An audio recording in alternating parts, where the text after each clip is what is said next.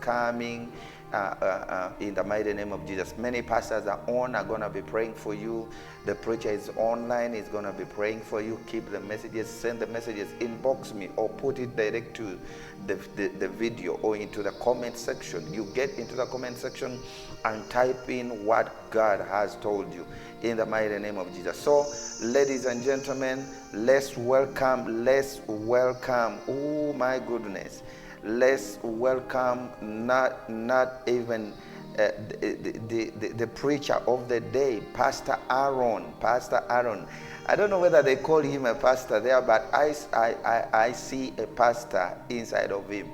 Aaron, I see you preaching all over the world in the mighty name of Jesus. So, ladies and gentlemen, let's welcome Pastor Aaron, the preacher of the day, to come and take us through the word of restoration. Pastor Aaron, you're welcome in the mighty name of Jesus. Amen. Hello, everybody. My name is Aaron Dyck. I'm from London, Ontario, Canada. Thank you, everyone, for this opportunity to be here to share with you. Today, I would like to share about restoration and what the Lord has been putting on my heart about restoration. Dear Heavenly Father, I thank you, Lord, for this opportunity. Thank you, Lord, for the people who are here. Father, that you open their hearts, Lord.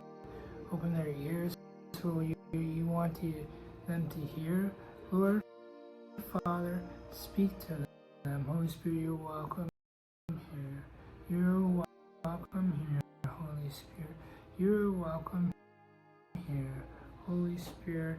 There is no one else like you, Father God. Oh, Holy Spirit. Holy Spirit, you are welcome here. Holy Spirit, you are welcome here. Oh, flood this place with your atmosphere. Thank you, Jesus, for what you want to share, what you want us to hear. Holy Spirit, just speak. Move in our hearts. Father, in restoration, and teach us, Lord. Thank you, Father. You're so amazing, Lord. Thank you for who you are. You're such an amazing God. Lord, your love is so magnificent. Thank you for dying on the cross for our sins. I thank you, Lord. In your name we pray. Amen. So restoration. Restoration, an act of restoring or the condition of being restored, such as bringing back to a former position or condition. So, if we look at 2 Corinthians 5:17, therefore, if anyone is new in Christ, he is a new creation. The old has passed away, behold, the new has come. So, there you have it. Like, that's restoration. We were once old and beat up, we go through life, get beat up. The Lord takes us and restores us and makes us new. Behold, the new has come. Therefore, we are new creations in Christ Jesus. One of my favorite old cars is a 1960, 1970s Corvette. They're great cars. What happens sometimes is a lot of these older cars, people forget about them. They get run down, they get beaten up, rust, dents. They end up in junkyards, like no engines, no tires, nothing. There's not much left to them. Like us, we could be at the bottom of the barrel of life, it's like we have no hope at all. It's like, who wants me? Look at me. I'm beat up.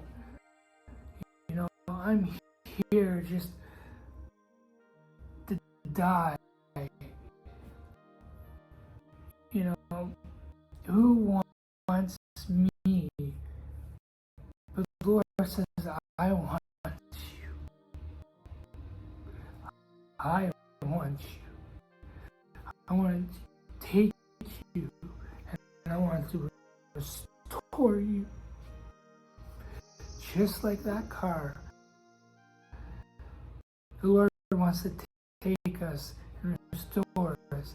Because what we do is you can take that car and you can restore. Because once that car was beautiful. That car is absolutely beautiful. Brand new. But then life, got forgotten about, and people said, you know what, it's not worth it, it's starting to get beat up, and it gets put in the car, like, often, sometimes in people's fields, and who knows, like, it's just in a parking lot just to rust and die. If you take that car and spend so much time on that car and effort and just replacing the parts on that car can once, is beautiful, it goes beaten up, but you can take that beaten up car and you can restore it. And that's what God does to us. He takes us and restores us to who He actually created us to be. And He says, no, you are special. Those words that I've spoken over you, saying that you are worthless, you're not worth it. You are worth it. You're worth all the time and the effort I want to spend with you to restore you.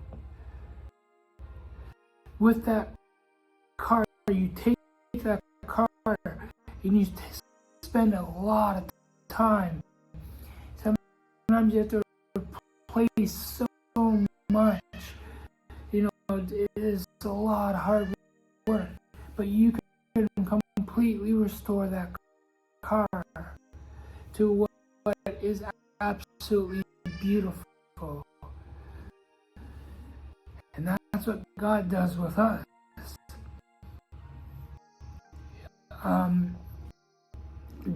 If we look at Genesis, Joseph is a great example. One of my favorite stories because some ways I can relate to him. What, going through tough times, I feel like we all can relate to him. So Joseph, born into a great mother and father, great family. He had multiple brothers. And his father loved him so much that he actually gave him a coat, and just so much favor was on Joseph's life. But his brothers didn't like that. His brothers wanted his parents' love, his father's love too. They got it, but not as much as Joseph. And so eventually Joseph, starts getting these dreams that he doesn't fully understand. Why am I getting dreams? And what is this gifting? And so he speaks, wisely, and starts sharing these dreams, these corn stalks, and mine was higher than yours, and everybody else bowed down to me. Made his brothers really mad. Like, are you kidding me? Who do you think you are? That you're going to be king of Pharaoh, and we're going to bow down to you? Yeah, that's not happening. So then what happens is they plot to kill him. And the opportunity arises when he goes to see them at the flock and tends to them and check on him. And they said, this is the greatest opportunity. They throw him in a pit. And then the opportunity again rises, and they sell him in slavery.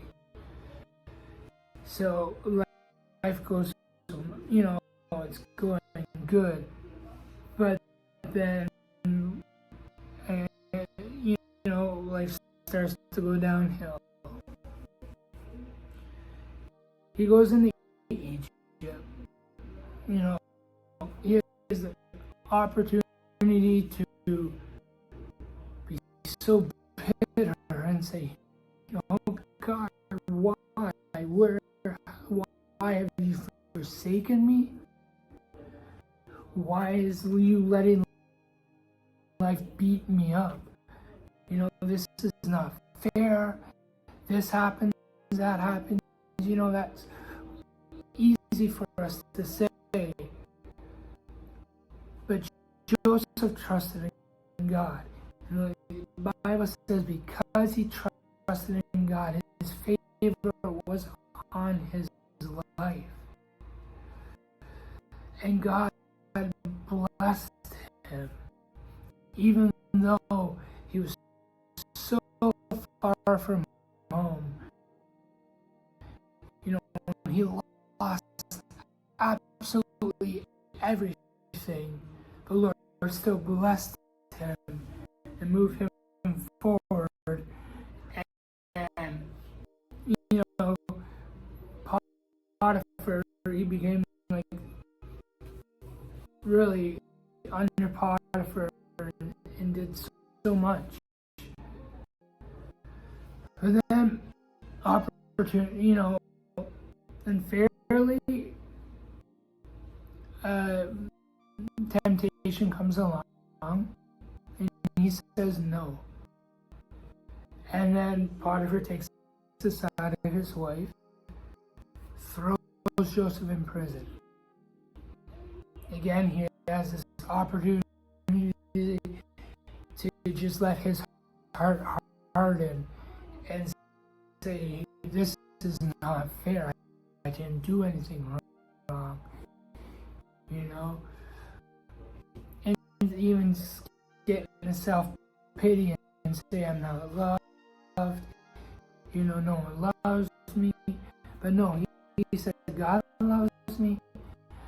God is on my side.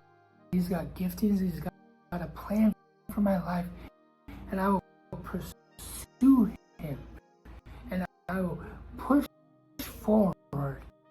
And I will trust in him. I may be in prison. I may be in a dungeon. But God is going to use me. I don't know how. And he trusts in God. And so because of that, because of his faithfulness, God put favor on his life again. And he, even though, once again, he lost everything, God put favor in his life, and God put him in authority under the head guard over all the inmates. So then he has these two inmates where God uses his journey, his gifting to interpret dreams. They interpret these two that used to be under there's a baker and a cup holder, and he interprets these dreams. One is a good dream that he's going to be under, the couple is going to go back to the Pharaoh, and he's going to be under the Pharaoh once again, restored to his rightful position. The other one, as we know, ends up dying. And he's like, don't forget me. When you go back to Pharaoh, don't forget me. He forgets him. And I think this is a great example of how long it takes for restoration, even testing of our hearts. If we will trust in God and push forward and have that relationship with God like Joseph did. Because it was years until he was remembered, or even an opportunity, the perfect opportunity that God had for him to use him. And because of his faithfulness, because of his constantly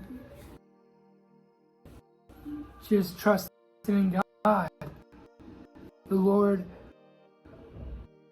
used him. And they remembered him, and the Pharaoh had a dream, and he goes to Egypt, he goes out of the dungeon, and God uses him to interpret the dream that nobody else does. So then he becomes, he goes from losing absolutely everything to gaining everything that God had for him, because he trusted in God through the hard times. Yes, we get bitter, yes, we get hurt, but if we let God restore us, we'll see that plan that God has for our life, just like Joseph did. Because then Joseph becomes almost the greatest in all over Egypt. Under Pharaoh, there's no greater than above Joseph than Pharaoh was. And then we see another opportunity where his family comes, and he has an opportunity.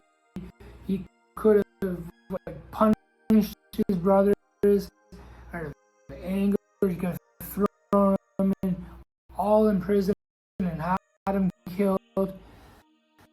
But no, it's an opportunity for him to forgive. And then everything is completely restored in Joseph's life. We see his family moving to Egypt, his brothers, he's reunited with love with his brothers, because he sees their heart that they feel bad of what happened. And then his father comes, and that is one of my favorite stories and a great example of restoration. And no matter what we go through, yes, sometimes we get bitter, but God, if we are trusting in God and faithful to God, He will restore us.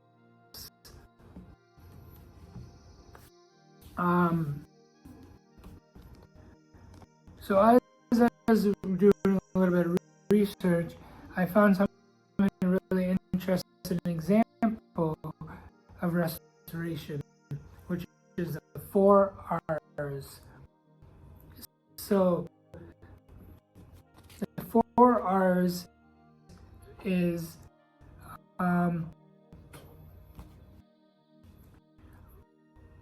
first of all is replace. God replaces our heart with hearts of flesh. So if we go to Ezekiel,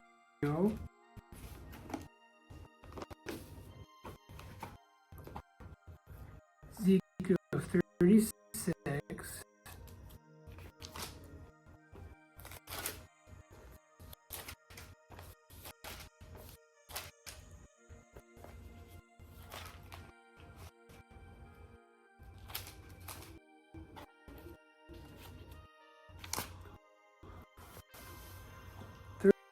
(36:26).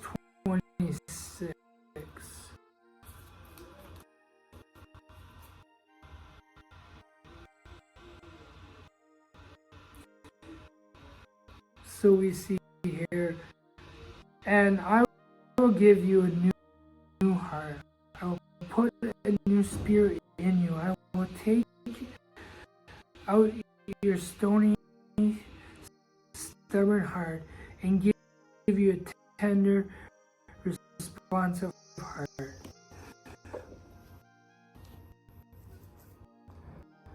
So God replaces, everything that life, brings us down, and like He replaces that heart. Sometimes we get bitter. I've been there. I can share a little bit. I had opportunities to be bitter, and I had a little bit of bitterness. Growing up, everybody was like, this guy's not gonna amount to anything. Who is he? I had people at school. Nobody wanted to be my friend. And,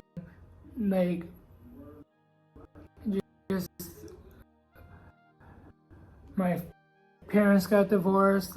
Everything, life started to bring me down, and I started to accept the lie that I'm a nobody, that I am nobody. Who wants me?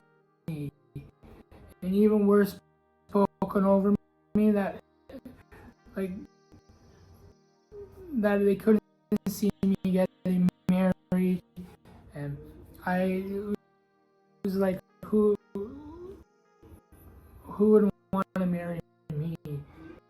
And the Lord slowly started restore me, and promises that He put on my life, gift, the calling that He has on my life. And God, throughout the years, it's taken years, and He has slowly been restoring me to knowing that I am loved.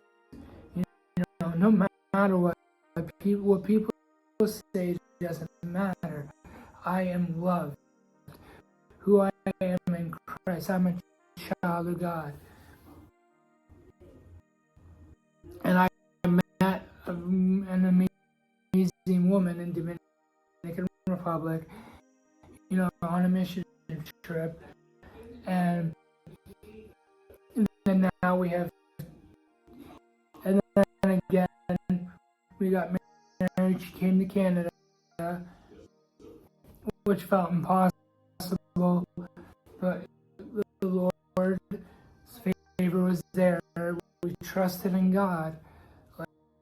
Like Joseph, we trusted in God, and His favor is there. And He brought my wife to Canada, full provisions, like everything was paid for, praise God. And He brought her to Canada. So then we're like, we want kids. We tried and tried, trusting in God for kids. We went to the doctor, and the doctor threw their hands up in the air after tests and working with my wife, and they said there's no hope. You aren't going to have kids.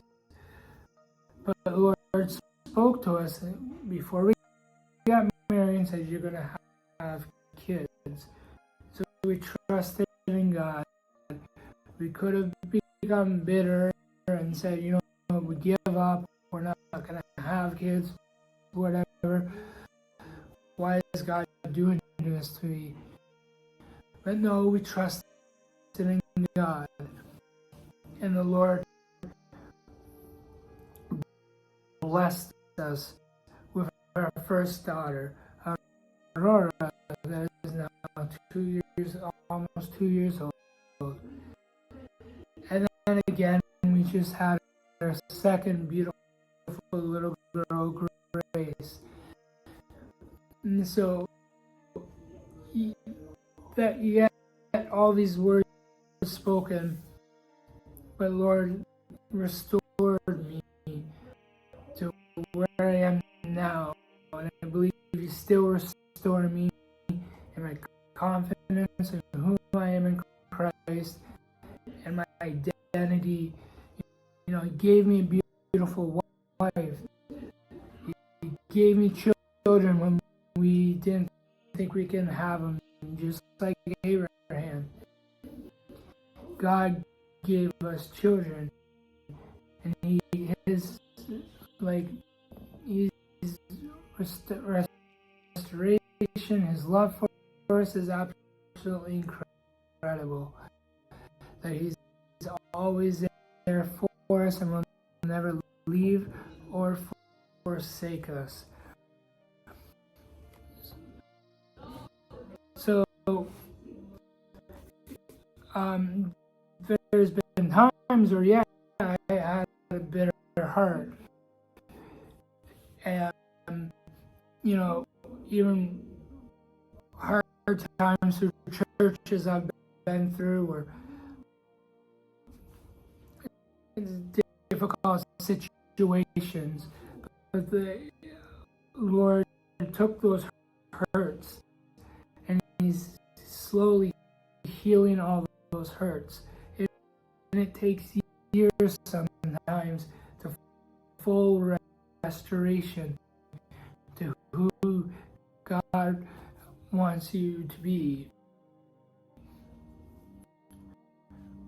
Because that beauty is always there. It takes time to uncover that beauty. To have takes time to restore that beauty. You know, and we need to see it too.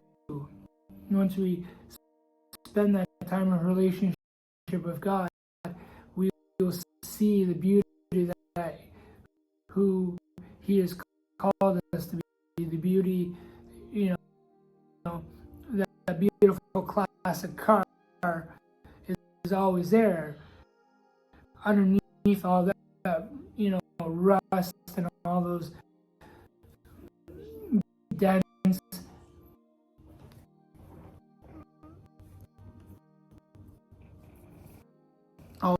dents, that beauty is there. It just needs to be restored. So renew by focusing on the Bible, our minds, our relationship of God. He will continue to renew us. So if we look at Romans,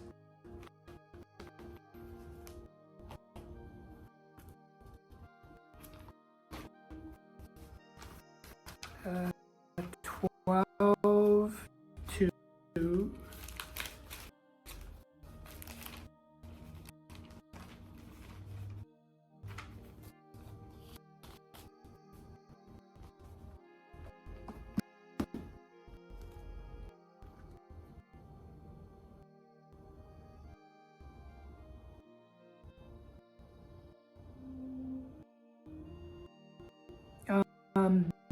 Don't copy the behaviors of this world,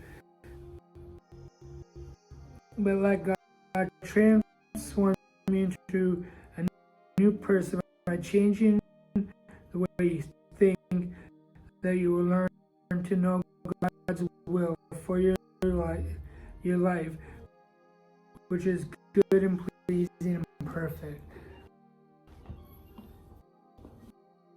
So by focusing on God, like He will renew our minds. He will renew us. Revive through the resurrection of Jesus on the cross. We are revived with God.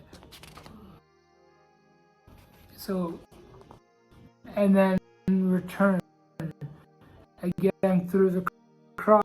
We are united with God. If you look back,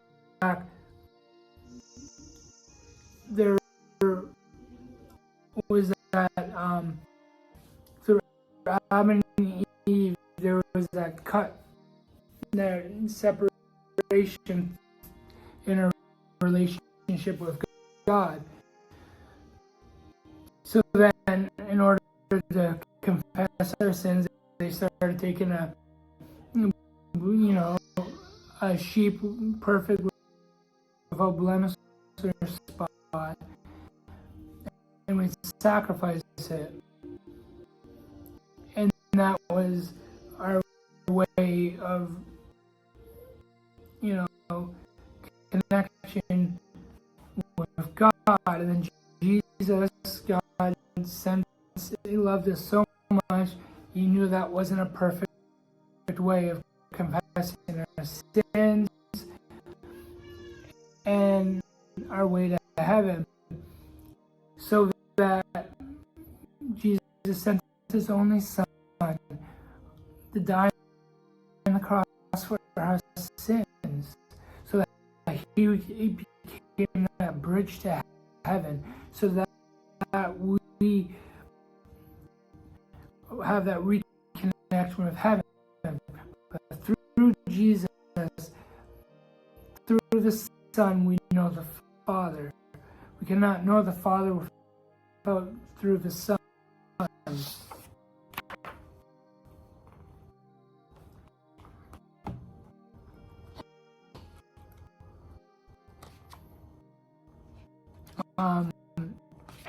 Another good example is, let's look at Job. Job just like Joseph lost everything. Job had everything. He was rich, he had a wife, he had beautiful kids, he has land, he had animals, and then life's trials and tribulations come along and he loses everything. And people start telling him, you know what? Look what God's doing to you. Just curse God and die. And he refuses to. He wants to trust in God. He praises God. He worships God. He spends time with God.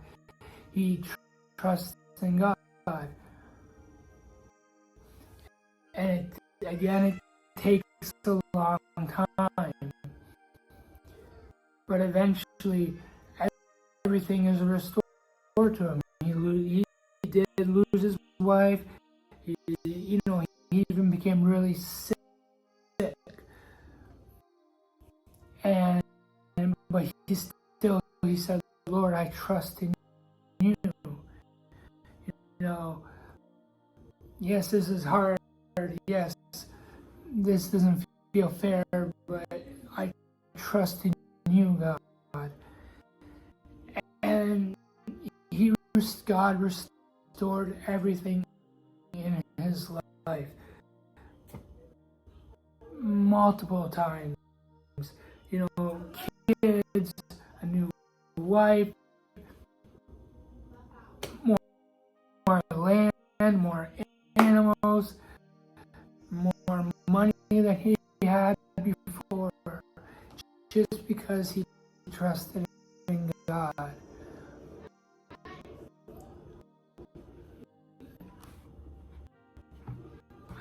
Another good example is Ezekiel, dry bones, is that that's full restoration there. I love that story because, it's what was dead comes back to life. So God completely breathes life into those dry bones, and all it was bones, but he puts flesh and he makes those bones come to life. He breathes life into those bones. And that's what I believe God wants to do with us, is he wants to breathe life into us. He wants to renew us. Though yet you were dead, you will come back to life. Yeah, you are going through hard times. There's a lot of you that are going through hard times right now. Yes, it doesn't feel fair. I know. But if you trust in God, he will provide. My wife and I have seen multiple provisions in our life where we've gone through hard times, especially now with the two kids. But the Lord has provided for us, and we trust in him for his restoration in our life, and not through those bitter times, trying not to get bitter, but he restores us. God's love for us is so amazing. It's never ending. No matter what we do, he will love us. He will always be there for us. He never leaves us, never forsakes us. Jesus loves us so much.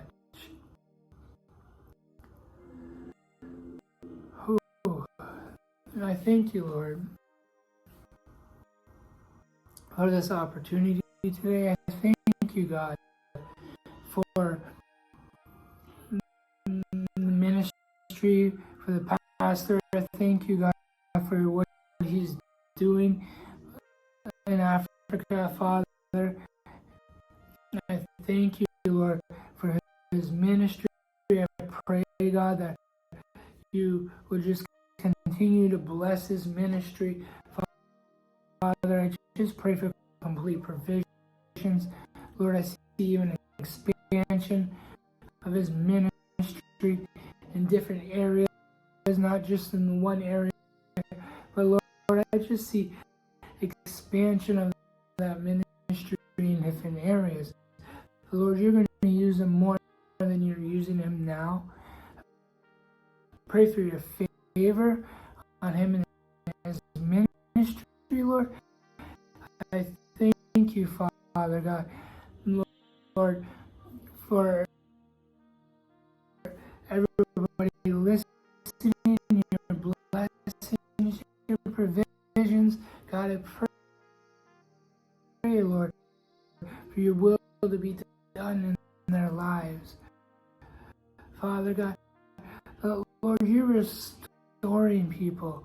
Lord, you're restoring people that, yes, it looks hard. Yes, life brings you down. But Lord, you're restoring. It's just like restoring an old car that was once beautiful. Lord, you're restoring us, Lord. Father, we just our hearts be right to you, Lord. Father God, and I thank you, Lord, for everything and what you have and everything, Lord, that you've shared, Lord, everything today, Lord. I just pray that our hearts would just continuously be open to you, Father God, and what you spoke to us, Father. In your name we pray.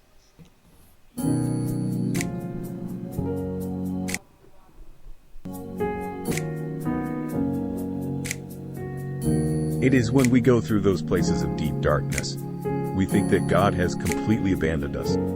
But He hasn't. In the midst of unspeakable sorrow, God is with you. Even if you do not feel Him near, God is there. He promises to never leave you alone. Therefore, wherever you are, God is. He is with you before, during, and after the storm, never losing sight of you or your suffering. Even as you ponder how you will begin picking up the pieces of your life, God is there, loving you beyond understanding, holding you up, and making a way where it seems there is no way. Reach out for Him today. He is a very present help in times of trouble. Up next is Prayer Moment with Pastor Jackson Robert. You can invite or connect your friends, relatives, or neighbors to join this great moment of prayer. I see God obtaining victory for you. The victory of the Lord is with you.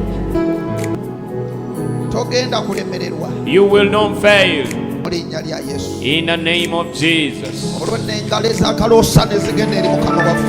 the mighty hand clap goes unto the Lord.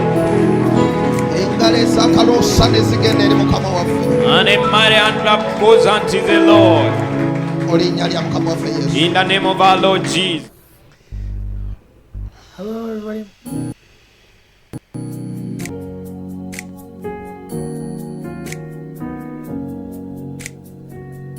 It is when we go through those places of deep darkness, we think that God has completely abandoned us.